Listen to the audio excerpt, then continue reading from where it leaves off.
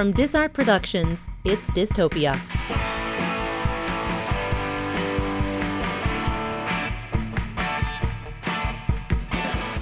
Hi everybody, welcome back to a special episode of DIStopia. I'm your host, Christopher Smit. We're breaking our normal episode release schedule to bring you some thoughts about a new film that's come out that's ruffling the feathers all over social media, and not in a good way. We're talking today about the just-released MGM film, Me Before You, a sweet little tale of love and suicide. Yes, you heard me. The film, based on the novel of the same name by Jojo Moyes, stars Emilia Clarke, or Mother of Dragons from Game of Thrones, and Sam Claflin from the Hunger Games movies. Claflin plays the unbelievably wealthy Will Traynor, a perfect specimen of a man who gets hit by a motorcycle on his way to climbing Mount Everest or whatever. He becomes, dun-dun-dun, wheelchair-bound. Emilia Clarke plays an awkward small-town gal who answers an ad to be a caregiver for Captain Mountain Climber turned party pooper, and romance and hilarity ensues. Here's how MGM describes the film on the website IMDb. A girl in a small town forms an unlikely bond with a recently paralyzed man she's taking care of. Now look, as if it wasn't insulting enough to use the word unlikely to describe the relationship between a disabled man and an able-bodied woman, the summary also leaves out the fact that the woman helps kill the guy because he can't stand being disabled. No pun intended. So look, why do we care so much about a stupid movie? Why do we give a shit? Well, here's the thing. These movies do a lot of work in our everyday lives. Even when we don't think they do. You know, we're at the theater, we're eating popcorn, we're holding the hand of our girlfriend or our boyfriend. Look, these films are indicating a sort of reality that ends up mixing around in our consciousness. And in the case of Me Before You, the insidious suggestion that being dead is better than being disabled is mixed in with romantic comedy. You're laughing, you're crying, and then you feel good when the son of a bitch kills himself. It's tough stuff. But in its darkness, it's absolutely ridiculous. So today on the show, we have a couple interviews that help us get to the bottom of this cinematic predicament. 3 conversations, 3 different vantage points. We talked to a very famous disabled actor and activist. We talked to spouses of disabled men and a disabled filmmaker from Oregon. We're going to take a look at things from all angles, try to get a balanced view.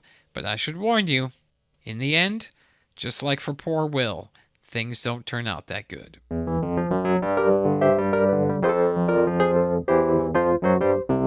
First up, we reached out to a friend from London, the actress, comedian, artist Liz Carr. Among other accolades, Carr has been one of the few disabled actors in the entire world, mind you, to be a regular cast member of the hit show Silent Witness, an ongoing serial drama, much like Law & Order here in the United States. She's a hilarious comedian, currently working on, okay, wait for it, a musical comedy called Assisted Suicide, the Musical, which will premiere in London this fall, and then I'm sure it's going to be all over the world. Liz and I get the giggles when we talk, and so I just left it in there. I didn't edit it out.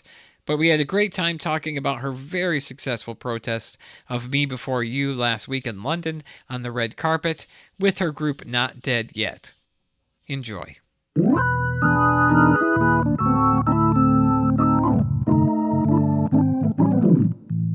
So walk me through, okay, so the movie comes out. We all know it's coming out.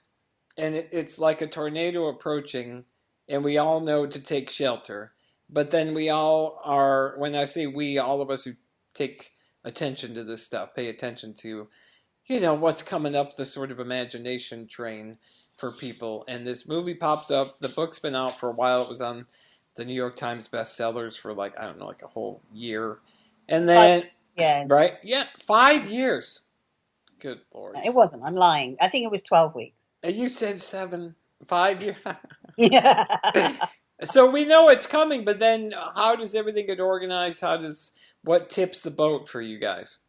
So what happened, it was John Kelly in Boston from Second Thoughts and from Not Dead Yet. And he contacted me over the weekend. So the protest on the Wednesday. He contacts me the Saturday or the Sunday. And he's like, we're going to do stuff from Me Before You. What do you reckon? And we started to chat. We've chatted before. We've worked together on protests internationally, and it was kind of like I said, I'd thought about doing the red carpet thing, but it was on Wednesday. Really, we had no chance of doing anything. Then begins the conversation. What about? He's going. We'd never thought about doing the red carpet. When's the red carpet?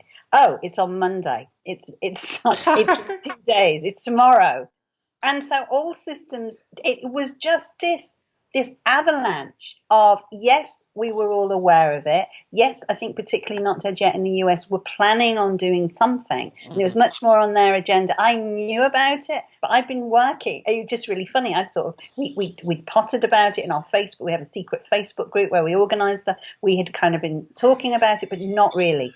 And then I suddenly got a bit of time. Essentially, I didn't have any time. I had stuff I had to do that I didn't want to do. So I thought, I know what, let's give this a little bit of weight. And before we know it, John's off trying to organise a protest and trying to get from Boston to New York overnight, essentially, so he can be there for the Monday. This is now Sunday.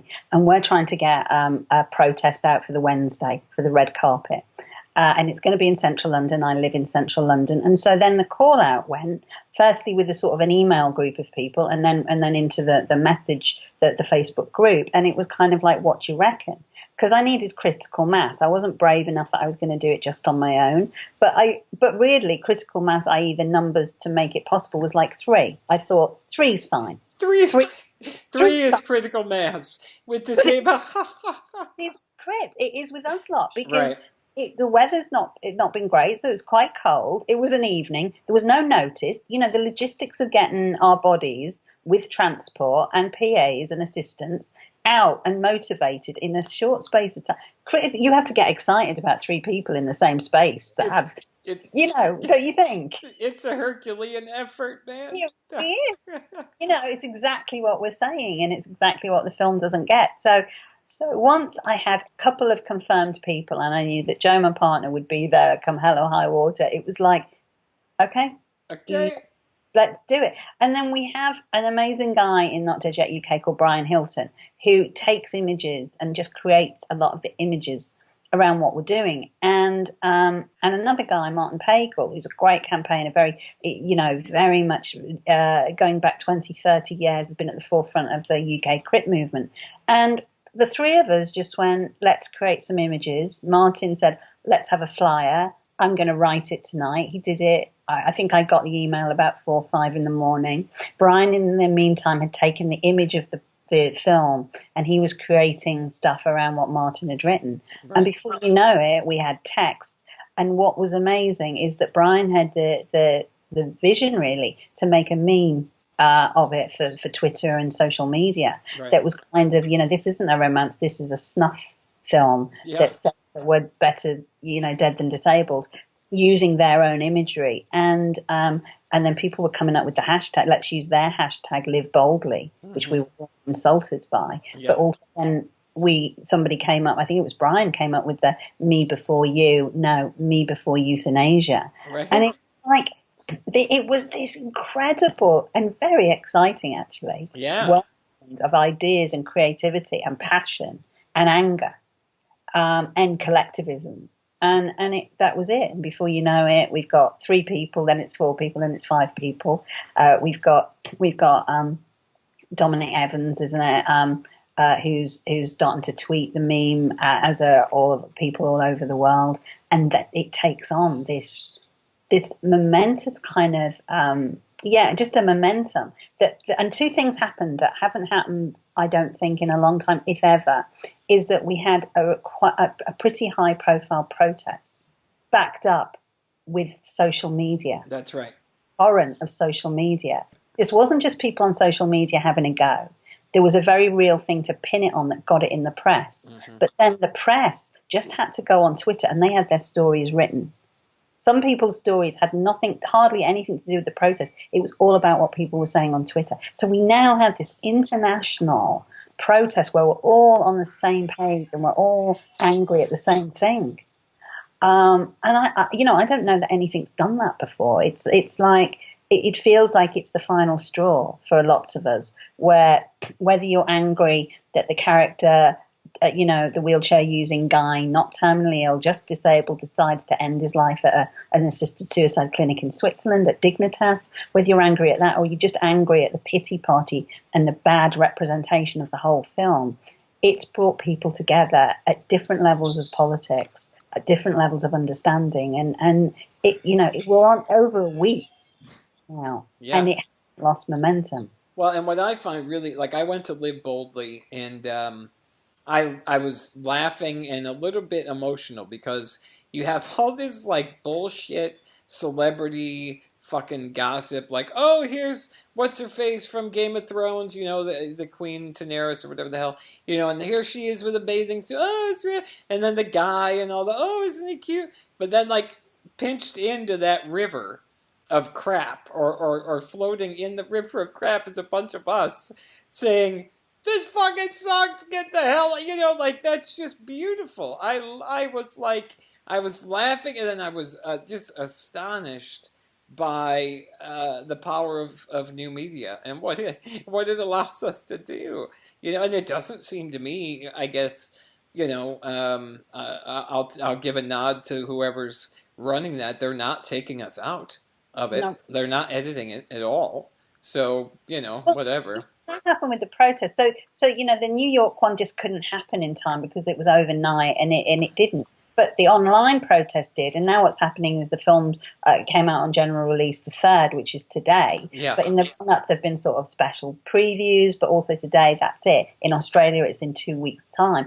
And so because of the general release, people, particularly in the States, but not just, but mainly in the States, are going to their local cinemas. They've all got the same banner. Not dead yet in the US have supported people to buy the banner, to get a leaflet printed or not, but just to go there in pairs or more and sit outside and generate discussion and talk to people about this message. Like I say, in Australia, they're going to do the same in 2 weeks. I have never, ever, I'm overwhelmed, I'm proud, it's a phenomenon. And, right. and I've never felt so kind of part of this mass community before, and social media has allowed that to happen. Now, did you, on your BBC documentary project, did you go to the place in Switzerland that he's talking about? You went there? Yeah, so I did a documentary on BBC called When Assisted Dying is Legal, and I went to 3 different death clinics. Dignitas, which is the very famous one. We hear a lot about that in the news. A lot of people from the UK, I guess, because it's just across in Europe, will go there to end their life. And we went there, but they wouldn't let us. It was the one who wouldn't engage with us in discussion. So I've been in others. I actually saw. They took me into. There's an organisation called Exit. Oh. You know what they do, and Exit showed me around where they do the killings, and they showed me somewhere where somebody had died the night before. So I had that experience. Yeah. But when we went to Dignitas, it is a corrugated iron blue building. It's called the Little Blue House on an industrial estate. Right. On a dual carriageway, and across the road there is, I shit you not, there is an archery shooting area. And we're just like, there's all these targets. It couldn't be more beautiful. But it's a horrific place. Right. And, and I know people who have seen the film who said, it's glamorized as being this beautiful chalet. Just to talk for a minute as well about the protest itself. Yeah, So it was really cold, and there was about 4 people who turned up. So even bigger than critical mass. It was. But we did have a lot of press, and again, press were coming in via Twitter. Yeah. So again, people had been hearing about it. So I go up with Joe to the area where it's happening. So the red carpet's there, all these fans, and of course there's massive fans because Emilia Clarke is from Game of Thrones, whatever he's called, Sam blah blah blah. He's in the Hunger Games. So you've got all these kind of going on, and then you've got us, right? So I wheel up, and there's the cripple pen, behind all the fences where the disabled fans are allowed. So I'm like, oh hi, what's happening here? This looks interesting. Is the room? Would there be room? Hold on, let me see if there's any more wristbands. So he nips into the theatre, comes out. I've got you a wristband. So I was 004. That's my name now. I'm 004. And I said, well, you know what? I need the loo. Because we were meeting everybody down in... The bathroom comes to the rescue. Always. And they know we're going to be ours. So you can get away with not just nipping in. You're going to be out. Oh, yeah. So down we go. And I had rung the theatre the day before, and the theatre was fairly inaccessible. Right. It was, if you come, the lift is broken to get in, but we can put a ramp in, but we need 30 minutes notice. So it's really inaccessible cinema. So I go back down to this coffee shop where we were all meeting, and a couple more people have come. And a lot of the press are there. And we already had somebody from The Guardian come and join us. Baroness Jane Campbell, who's in the House of Lords, a disabled peer, and set up Not Dead Yet in the UK. Nice. She's the Diane Coleman, if we've got an equivalent in a way. In the UK. So she came down. She'd been working in Parliament. She came. So she was sort of orchestrating some of the press. But she's one of those, my God, you just look at her with a cold breeze and she's got a chest infection. We're on delicate ground here. And then whenever another wheelie turned up, we kind of would send them, go and have a sort of recce. And so at this point, we had no idea what we were doing. We had leaflets. We had a banner. We had a 2-meter banner. Yeah.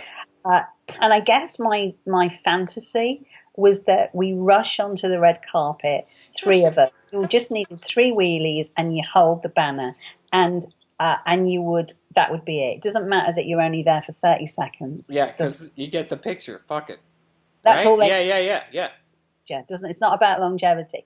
But then we were like, yeah, but we've got these wristbands, and someone else had got in the pen.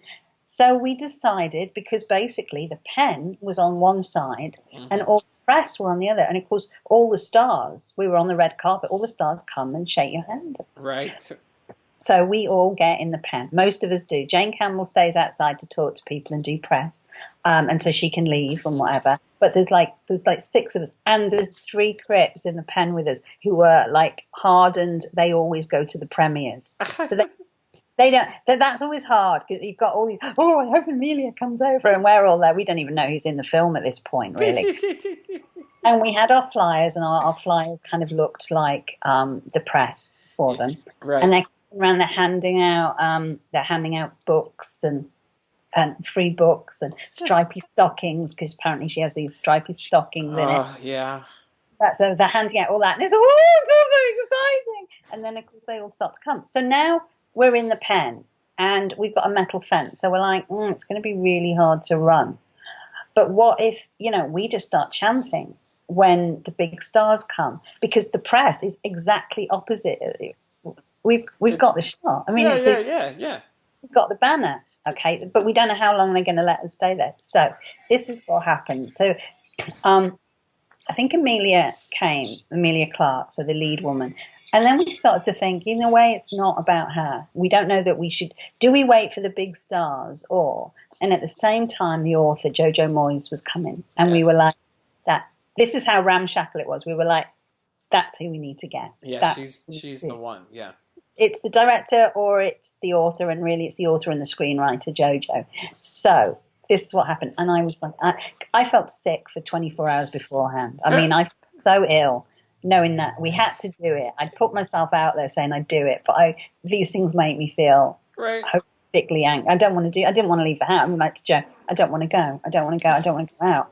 And now we're at the point. So she comes out. There's like this row of 5 or 6. So she starts at the end, and her PA and PR person is kind of like, Jojo, there's a live news, Jojo, live news. And however, the PA also makes eye contact with me. And she said, it's ever so cold. Are you okay? And I went, yeah, I'm really good. But we have this little connection. Yes. Right? So as soon as Jojo, she's at the next person, I'm bricking it. I'm thinking, what am I going to ask? What's the question? What's the number one question? I don't know. I don't even know what I'm there for anymore. And she's coming up, and then it's like, no, Jojo, we've got to take you over to the live prep. So just before she gets to us, she gets taken away. But a PR person looks back and says, don't worry, I'll bring her back. Yes. But that sort of 3 minutes when she was off doing that interview was the I thought I was going to die. I mean, What? So like what? Yeah. What's in your head? You're like, do I just say fuck off or do I? You're feeling all those sensations. I'm getting anxiety. I'm having a panic attack. I've got to sit down, stand up. I don't know what I'm doing. I often stand up because I'm more comfortable. I'm like, oh my God, I've got a rush of adrenaline. I'm not going to be able to do it. It's all. I mean, I'm just I'm a wreck. And but I've got this. Ellen Clifford is with me, and Anna Lidsey, and great campaigners. And so we're just sort of like, right, let's get her over. Let's get her to sign the flyer, which made us laugh. And then let's engage her in conversation. Let's see what happens. And then when we've gone as far as we can, we will start chanting and we will put the banner out and we'll go. And we've got the photo shoot. We've done it. So that was it. So she comes over and it was like, oh, thanks, all politeness and thanks, Jojo. Do you know that, disabled people all over the world are really offended by your book and film? And no, she said, have you read it? And I'm like, yes. Yes, absolutely. And she goes, well, I'm really surprised because in the 4 years since the book came out, nobody's ever complained or said that. She's so full of shit. And really? Well, I'm surprised at that. People in social media are so angry and upset. We believe that your film gives the message, better dead than disabled. And she's shaking her head. And the PR woman, oh my God, the woman that I've made this connection with is now looking at me as if, I'm sorry to be coarse, but as if I've just shat in her mouth. It's just like the look on their faces when they realize, and all the while she's signing this leaflet that's our Not Dead Yet protest leaflet, and she says that wasn't the message I intended to give. She's being taken away, and I'm saying, well, we believe that what we want is rights, not charity, and then that was it, rights, not charity, rights, not charity. And away we go. And hurriedly, the people behind me who were part of the protest were pushing the banner over the metal banner so that it could be seen. And away we go. The worst people, the biggest fights were with the other people in the pen. Oh. So Guy, the husband or the partner of the disabled woman next to me, was like, get that banner out of her face. She's here to see the stars. And she's even complained about me on social media, that woman. Well, what you don't see in the protest is that she stood up from her wheelchair, which sat for most of the time, and blocked my way so she's going to go at me. But we stayed there for the entire duration, chanting. Oh. We threw the leaflets, many of the leaflets, we threw them onto the red carpet. Yes. And they were steered. Everybody was steered away from us, but we were at the end where all the cars dropped people off, so everyone had to pass us. So you had Jane Campbell basically talking to them about what this was about, is that, then you had them come in and we would be chanting also, John Kelly came up with the lovely, he dies, you cry, it's all a lie. Oh, nice. Really nice. We're not your pity porn. Right.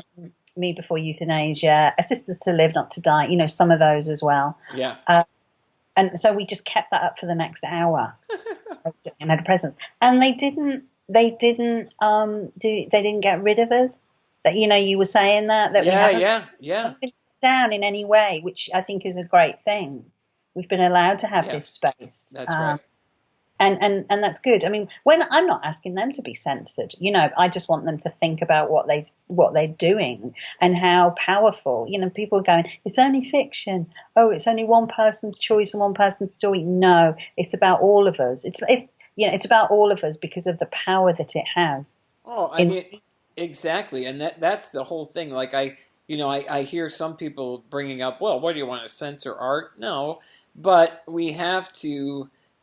Be good stewards of imagination, right? Like we have to be thoughtful about what these films do because so many people love them and they go and they cry and they love and then the next time they see me in McDonald's or wherever, they're going to be like, he probably wants, we should pay for his hamburger.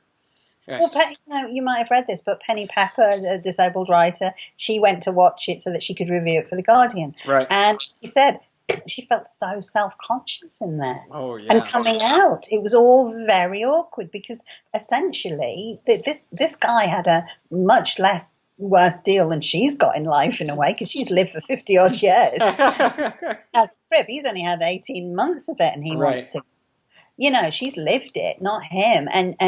But just that it does change relations. It's powerful, and they know what they're doing. They put tissues on the seats of the cinema for the premiere, Like, what I love is that there is a seriousness to this, but there's also just some real joy in all this as well.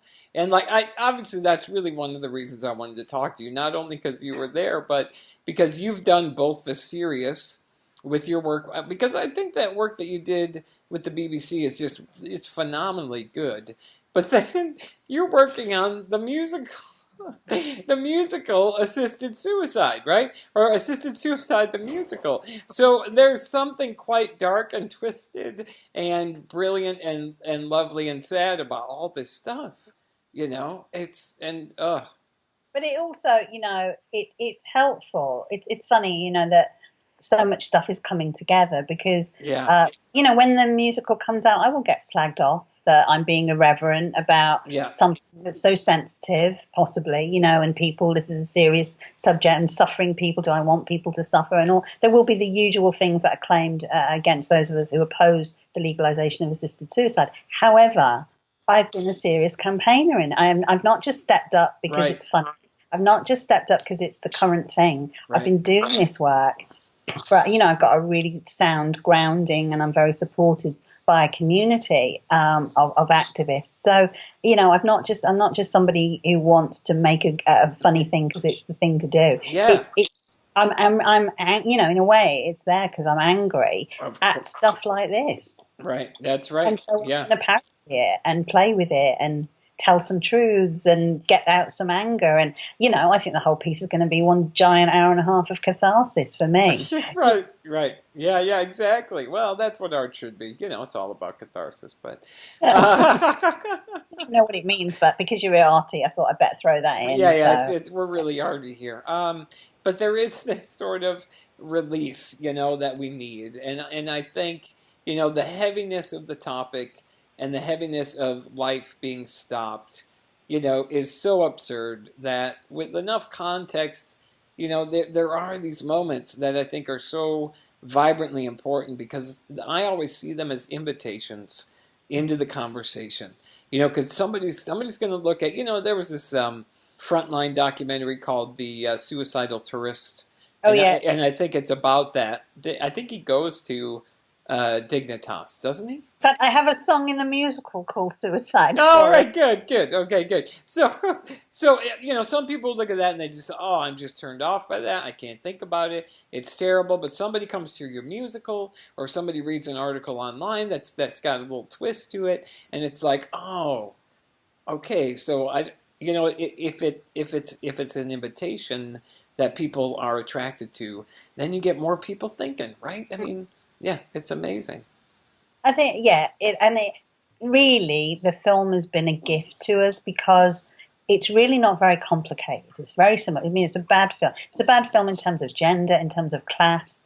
It's dreadful, actually. Yeah. It's very badly written, and it's not much better as a film, apparently. So in lots of ways, it's appalling. However, you've got a disabled guy who has everything. Arguably, he's very wealthy. Right. So he can have everything that he needs. He's very wealthy and well-to-do, but he's disabled, he's not terminally ill, and he wants to end it. It makes it very easy for us to fight this one. Because in the past, we get told, but you're disabled, not terminally. This is about terminally ill people who are about to die. This is about Brittany Maynard. This is about people like that. We can really emote with them. No, this film helps us go, this is why a whole community are scared of this legislation. This is why it is about us. Because when you go and watch that film, you don't see any difference between somebody who's terminally ill and us. And the crossover and the link between us is negligible anyway. There is no difference. This is about us. And this film has absolutely helped us nail that. I mean, one thing that's happened for us, and it must be happening in the States too, is it has got the Not Dead Yet name and what we do out there. Yeah. Absolutely. More than we fought against a bill being legalized in the UK. Forget that. Nobody knew Not Dead Yet. They all thought that the opponents were just religious people Right. who didn't want, it must be again, people who think suicide is a sin. It couldn't possibly be. Everyone's got to be pro-life. Couldn't be disabled people who are still pro-choice. But it is us. And this has actually allowed us to get our name and our arguments out there. It has been a gift. It is a gift. And very few things come in a generation where you can go, actually, this is a page turner, and this is things are going to change as a result of this. And I think they are. There's new people coming on board, engaging with the debates, disabled people finding a voice. I've never seen so many blogs. Yeah. And, pieces of incredible writing and passion and politics on this topic from different perspectives, but all from the perspective of a disabled identity. I mean, what else has done that? Yeah. Well, and that's the thing that I guess we have to remember, right? That some of the best gifts are wrapped in shit, so. I don't want to come to yours for Christmas. Yeah, right. Hey, Liz. I'm glad you went on my birthday. It's wrapped in that. Hey, thanks a lot for talking, man. It's great to hear your voice. You too. All right. We'll see you for the musical in November, yeah? Yes, we'll be there. Bye.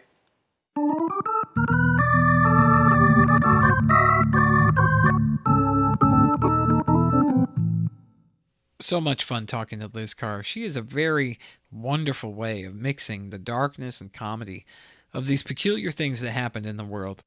Up next, we wanted to talk to the spouses of disabled men. These women who are somehow able to look past the horrors of disability. Kidding.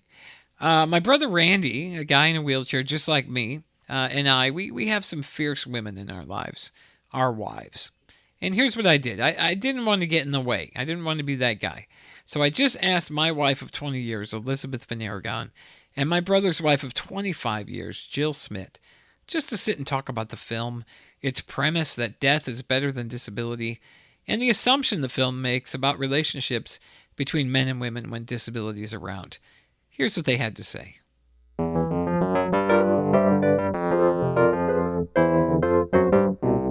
So it strikes me that the film is not nearly as funny as the circumstances of our lives are, nor is it also as it doesn't develop some of the intensity and challenges that we live with as well. And it's partly because the film takes place over a shorter amount of time.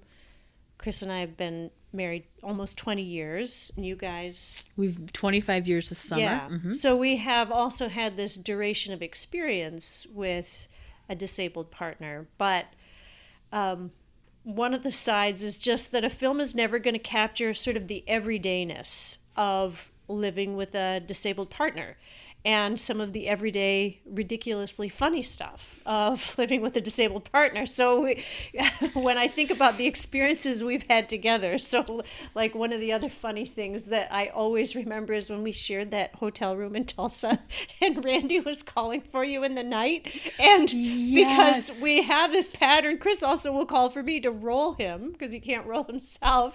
I forgot about this. Oh, yeah. You didn't hear Randy? Yes. So he was calling you for a good several 3 or 4 times minutes, he called for a my while. name. Yes. And Chris just said really quietly, "Hey Jill," and you woke right. I said, "Yeah, what?" We have repeated that story so many times. It was just so ridiculous, and it's not funny to anybody else. But there's just this sort of humor that's built into our life that wouldn't be there if it wasn't for the strange circumstances. Exactly. Of the That life was the we live. same wedding that both the service dogs were in the room, and we wanted to go out and party with everybody. And then we get a call from the groom's dad that these dogs are going wild, and here they're service dogs, the best trained you could have, and they're barking up a storm, and we have to go back to the entire hotel. This 10-story hotel is complaining about the mad dogs. Yes. We did have to leave, didn't we? But again, we had been married for a while by then, so that we had good senses of humor. But you cultivate that, and you keep cultivating that because funny Yeah. goes a long way. Yes. Laughter goes a long way. Yeah. Yeah, yeah. And so part of what is unclear, or part of what I can't identify within the film, is I think the story seems to kind of be based on this idea of this beautiful, albeit eccentric woman who, you know, sort of becomes involved with this disabled man, like that this is this attraction of unlikely pair, you know, this unlikely pairing. And that was not my experience. I mean, I was attracted to Chris because he was funny and smart and, you know, cool, a rebel, you know, like it wasn't actually that unlikely, for one thing. So it seems like that part of this Hollywood story, like who could imagine that these two people would ever get together? How could she ever let her life become entangled with this angry, bitter, disabled man? Well, that's true. And I think the context around meeting, you know, I met Randy at college, you met Chris at college. Yeah. And, you know, Randy, everybody knew him. Yeah. He was the man. There was a big draw to him. He was funny and charming and sexy. And, you know, you were just drawn to him. Yeah. And it was a very natural thing. Yeah. And then you have your wider group of friends. So you have this really great way of really getting to know each other, but in this bigger group. Yeah. So I think sometimes that, when I look back, that made it more normal even. Yeah. It just I felt think that's completely right. natural. That's right. Yeah. That's right. This is a person who functions entirely independently Absolutely, and as a yeah. whole person. Yeah. So And he's going to college just like I am. And absolutely. the question of a relationship was not around disabled and non-disabled. It was more, In you know, fact, yeah. when I first met Randy, it was through a friend, and he thought I was too quiet, and I thought he was completely arrogant. And I tell that story because it wasn't like I looked at him and said, wow, he's in a wheelchair. I'm like, boy, that guy thinks a lot of himself. You know, and and I thought Chris was very overbearing. Yeah. And all of these things were true. Exactly. But Yes, that's exactly right. Yeah, and I think that's, I mean, in filmic representations of disabled and non-disabled partnerships, the disability is the big hurdle. Right. Oh, exactly. Rather than any of the Exactly. other dimensions of a relationship that can be complicated. Yeah. And I think that's, so there were a few things that came to mind when thinking about the film and then how it might compare or not really fit with experience. And one is just the idea that a non-disabled person getting involved with a disabled person is limiting their life somehow. In my experience, that has so not been the case. Right. And partly because my partner is such a determined, driven person. I think there are lots of places in my life I wouldn't have gotten career-wise and in other kinds of situations if it wasn't for his drive. And also, we've just done the things I would have wanted to do. Like we were talking earlier about travel, and we've traveled a lot in the kinds of traveling that I would have wanted to do anyway. So it hasn't been this sort of limiting experience at all.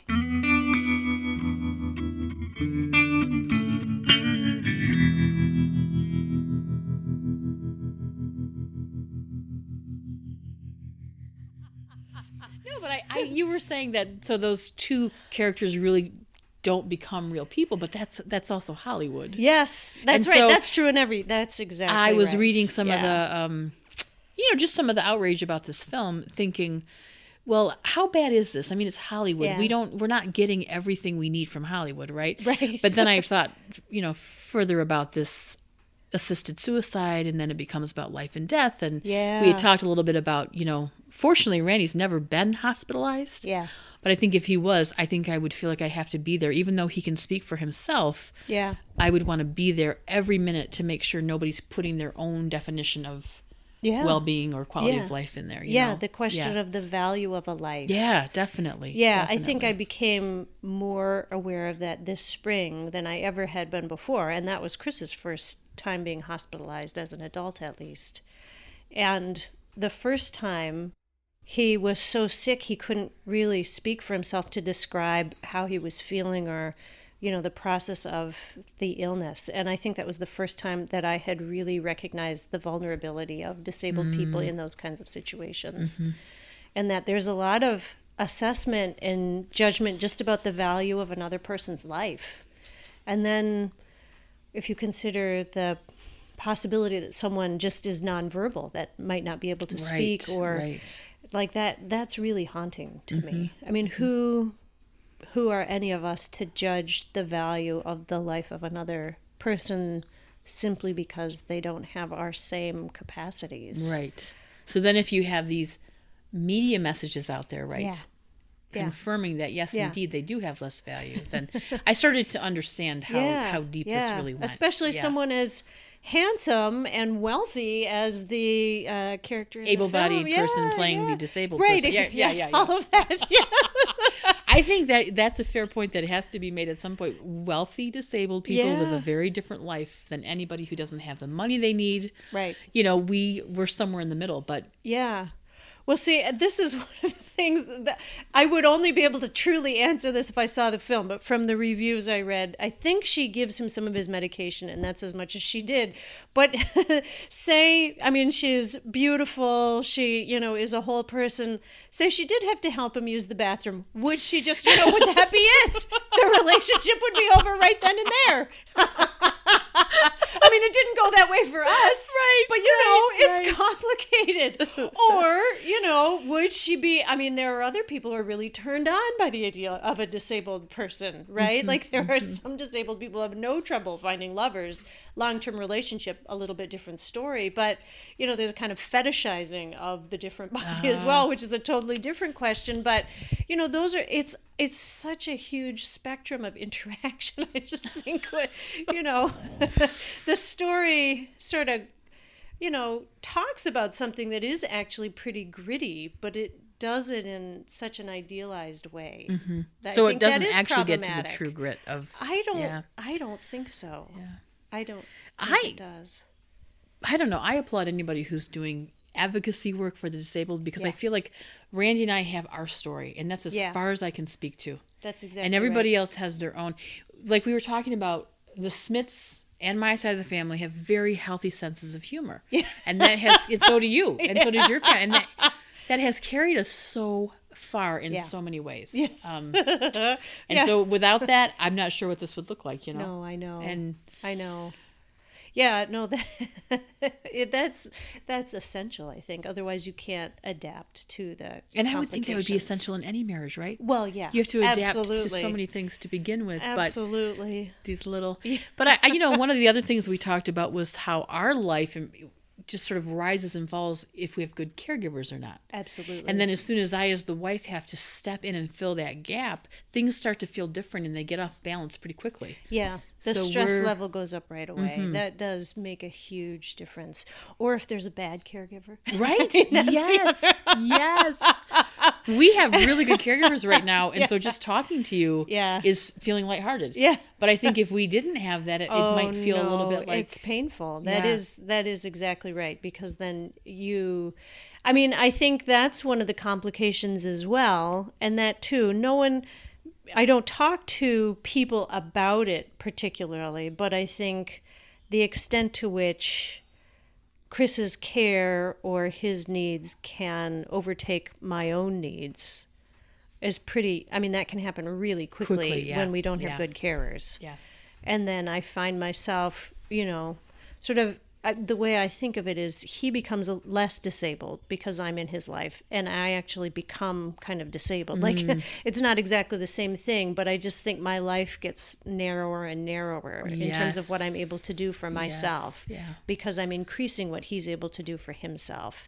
And that is a complication. But a movie's not going to, I don't even know how to talk about that most of the time, let alone think of how that could ever be represented in a way that would get at the fact that that's only one small part of our relationship. Right. It would become the whole, then you have your tragedy. Yeah. Right? Yeah. Yes.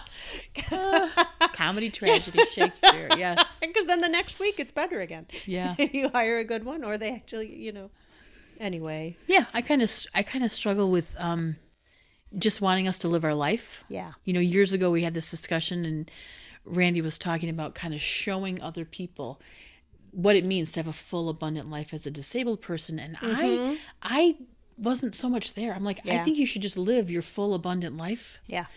But, is that enough? Yeah. Like, you want the story out there because there is this really full, rich life going on. Yeah. And if everybody can't see it, and then you have these other messages out there, you're never going to get that balance unless people are willing to share their stories. I think that's really true. Yeah, because I think I wouldn't have felt that way. I agree with you completely, unless this film sort of put that light on it. Like, the best she can do for him is to help him get to the facility. Like, what a sad, sort of limited view of how two people can bless one another. Yeah. That's it.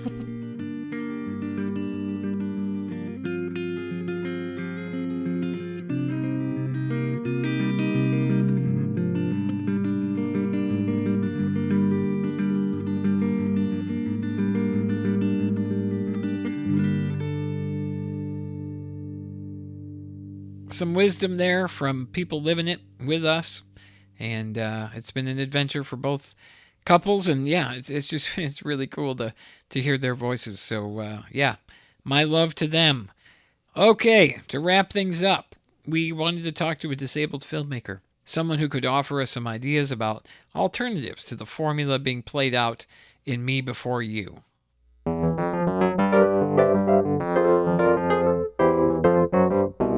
Hi, folks. On the line with Cheryl Green, filmmaker, educator, advocate, the creator of StoryMinders.com from Portland, Oregon. Cheryl, thanks for being with us. Yeah, thanks for having me on. This is wonderful. We're talking about this movie, and you and I talked about it a couple weeks ago, and we were waiting for it to come, and here it is, and the shit has hit the proverbial fan, and it's just unbelievable the amount of attention this thing has gotten. You and I want to offer some alternatives, for crying out loud, because there's more to life in the media world than what do we say? So media that doesn't kill cripples. That's right. It's it's quite a shitty fan at this point. And I think honestly the fans are being pretty shitty too. Yeah, that's right. Like, the fans of this movie, anytime a disabled person says, "Hey, I don't like the message of this movie," they just get told they don't know what they're talking about. Yeah, that's right. Yeah, as if there's no authority, from the physical experiences that we have. And and what I love is the Live Boldly hashtag line on Twitter. I don't know if you've read that, but Liz and I were talking about it, Liz Carr, and it's a beautiful thing because you have all these people who are like guffawing over these actors and all the wonderful things and how cute they are. And then right in the middle of it is people like us who are like, stop watching this crap. Like, it's just, it's amazing to see these voices. But so you're a media scholar, you're an advocate, you're an artist. You run this awesome organization, StoryMinders, and then your blog, which I really love. Who am I to stop it? It's linked to your documentary. But I was brought to your attention when I read Boo to Me Before You, which you did, and you've done some thinking about this, so you obviously have a vested interest here. So what should we be watching instead of this drivel? What should we be looking at? Well, I think the first thing to consider is kind of abstract and conceptual. I think we should be looking at stuff where disabled people are not encouraged to kill themselves. Right. Number one. Right. So let's find, the non-cripple suicide media. Right. And especially media that is made by non-disabled people that encourages people with disabilities to kill themselves. That would be the key thing that I'd be looking at. If I had a menu in front of me, I just wouldn't order that dish. But I have a lot of suggestions: documentary TV, reality TV, fiction. For instance, A Christmas Carol. Hey, that's one we love to demonize and use Tiny Tim as a terrible example of media representation. But nobody tries to tell him to kill himself, so that's an improvement, I'd say. So we could go back to the old times for that. Any documentaries made by Nico von Glazo, top notch, just get in there. There's another one that I want to suggest, another documentary, Murder Ball, but I don't want you to be confused by that title. And as a disabled person, I know that you're automatically confused by titles of movies, as we all are. But Murder Ball, surprisingly, there's no murder of wheelchair users in Murder Ball. No murder. Yeah, have you seen Murder Ball? I have. I love it. Yeah, it's a great film. Yep. I've seen it twice, which is very rare for me to do. I love that movie. In case anybody doesn't know about Murder Ball, it's a form of super aggressive wheelchair basketball, wheelchair rugby, and it's super fabulous. Nobody's encouraged to die there. Another one I might recommend, again, a little bit ironic, the title for a disability rights documentary. It's called Lives Worth Living. Right. Ironic. Let's just start at square one. Lives Worth Living. That's right. They're not hiding anything in that title. No, there's nothing to that's hide. a great film. It does so much, I think, for just to give people glimpses of real life, not this sort of romantic, sort of romantic version of either too happy or too sad. It's just real. Yeah. Absolutely. And the fact that, these are documentaries, so they star actually disabled people, which is good to encourage non-disabled viewers that people with disabilities actually can star in films. I know it's really a hard pill to swallow, but it is true. Push Girls, you brought that up the other day. Yeah, Push Girls, reality TV, yeah. A bunch of wheelchair users who also are not encouraged to kill themselves. Right, and they have a lot of sex, which I always, do. I think that's always good. Of course, there's all the trappings of reality television, right? There's all the sort of, obviously it's not real. A lot of these things are staged, et cetera, et cetera. But what I love about that one, and the other one that's really getting a lot of press, is this Born This Way, which is a reality television show about people living with Down syndrome in L.A., in California, and Hollywood, and trying to make it in all their various, avenues of art or creativity or life in general. There's a sort of contrived nature to these shows, but in the end, it's real disabled people, dealing with some real stuff. And I love it. I mean, Push Girls sexualizes disability, which is great, and of course, I think Born This Way humanizes Down syndrome in a way that I don't think it was never done like with Corky and Life Goes On from the 80s. That was terrible. But yeah, so there's some things. Now, what about this this new show, Lady Dynamite, on Netflix? I know that both of us have been watching it a bit. And there's good stuff and bad stuff. What do you think about that show? I will say that it's the kind of show that I watched 2 episodes and I laughed out loud by myself. And for me, laughter is very social. So to laugh aloud when I'm alone is a big endorsement. It's a shocking lack of, it's a shocking number of white people and no people of color, except for like the one's jilted boyfriend shows up at one point.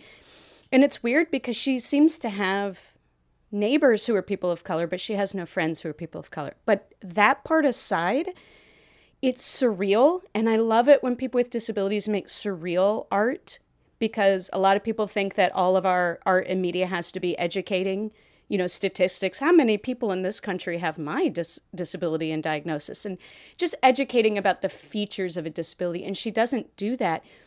One thing that I really love about it is that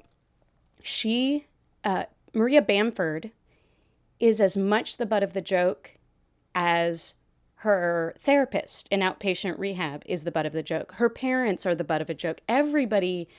So she's not singled out in that way. And it's fair. It's really fun. Yeah, it's sort of an equalizer in that sense, where the minority isn't the butt of everything, and there is this sort of activity of developing a character in a way that is trying to give us a kaleidoscopic view of what disability means, what disability feels like. So Maria Bamford, she deals with mental illness and has always been very upfront about that.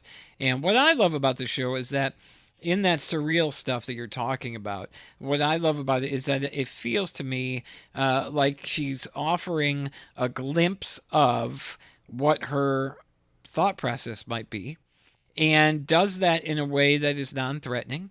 Does it in a way that to me feels very expressionistic. That's not a word, but very expression filled and very artistic, and I love that this idea that disabled people can be who they are and let that be the art. All right. I mean, isn't that's the goal, right? That's the goal, I think, Yeah. The other thing that's cool about that is that she has this concept for the show, and all the characters in the show are telling her, no, don't do this. Don't put this one thing in your show. And she still can try to find a sneaky way around that. And to me, there's this, it's kind of an analogy for how, and it's the same thing that's happening to people who protest Me Before You. Non-disabled people swarm in and say, no, you're wrong. We shouldn't do it the way you want it done. And she continues to assert herself and her agency and her desire through all of it. And so that's another thing that I do enjoy about that show. Yeah, it's really fantastic. I hope people watch it. Let's get back to the suicide thing. Yeah.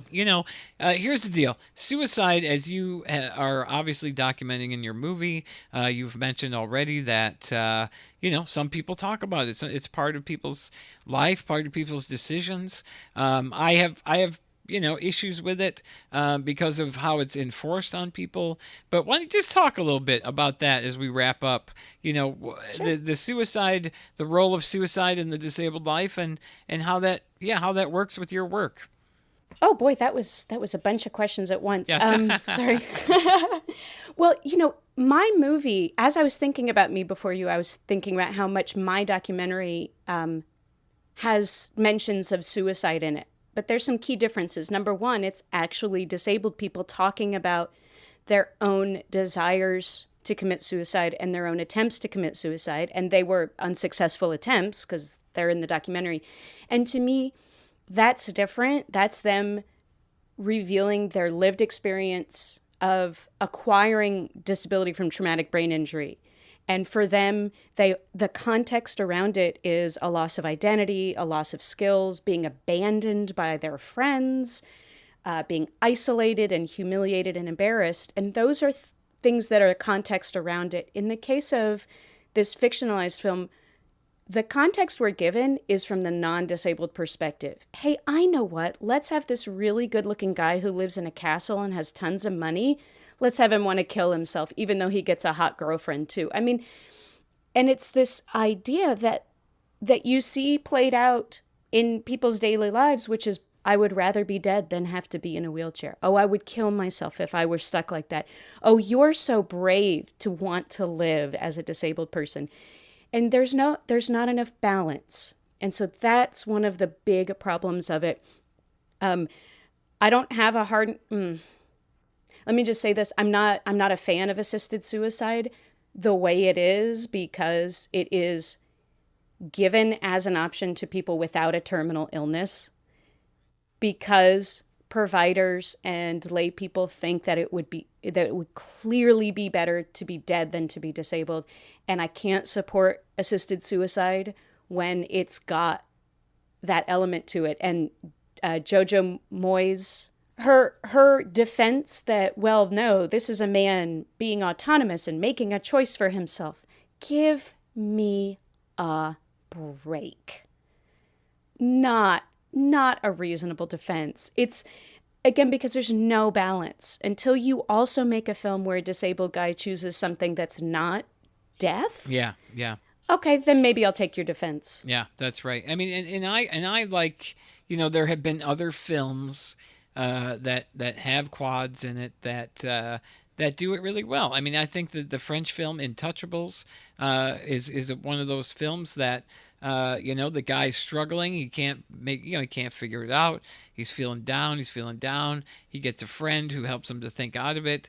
But then in the end, he chooses to live and chooses to love and be part of a community. And okay, so then you put those two movies up together, and some people will say, well, then now you got both versions. But I don't think we need both versions. I really don't. But so anyway, some good ideas here for things to watch, things to think about, in which Yeah, people aren't asked to die. Very good stuff. Cheryl, thanks for spending some time with us, man. It's great. Absolutely. Fantastic. We'll have you on again, and we'll keep talking about media, okay? All right. Thank you so much. Okay. See you soon.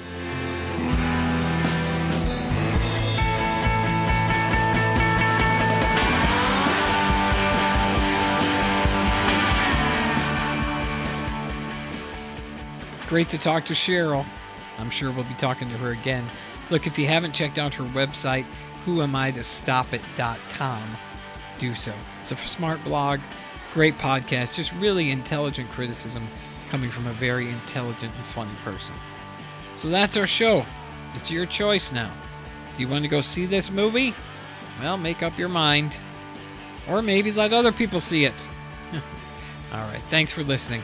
I want to thank our guests Liz Carr, Elizabeth Van Aragon, Jill Smit, and of course Cheryl Green. DIStopia is a production of DisArt. For more information about DisArt and DisArt Festival, visit disartfestival.org. DIStopia is produced by Liz Wade. Music is always from the New Midwest and David Molinari.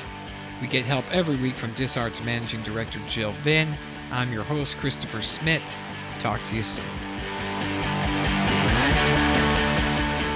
Subscribe to DIStopia on iTunes and make sure to visit our website, dystopiapodcast.org, to find transcriptions, all of our episodes, dystopian news, and much more.